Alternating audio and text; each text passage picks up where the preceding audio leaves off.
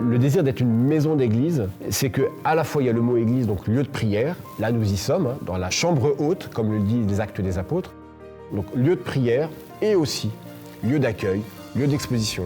Il y a une librairie.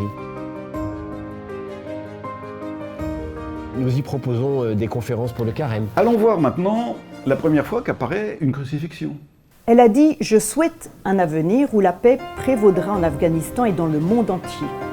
Chaque Eucharistie annonce le repas des noces de l'agneau. De manière plus solidaire, c'est le lieu d'espace de parole pour des personnes qui appartiennent aux alcooliques anonymes ou aux narcotiques anonymes aussi. On a vraiment un lieu qui est comme une maison. Afin que chacun puisse s'y restaurer, se former, prendre du recul et rencontrer d'autres souhaitant vivre l'Évangile et en plus le cadre est beau. D'ailleurs, c'est ce qu'on souhaite, que les gens quand ils viennent ici, ils puissent...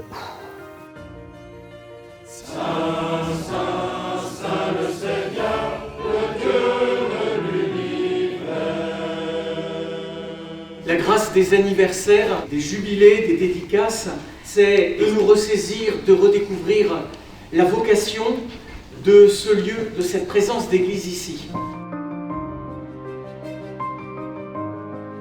Notre préoccupation, c'est qu'au milieu de tout ça, la dimension spirituelle trouve sa place. C'est le témoignage de ceux qui viennent ici.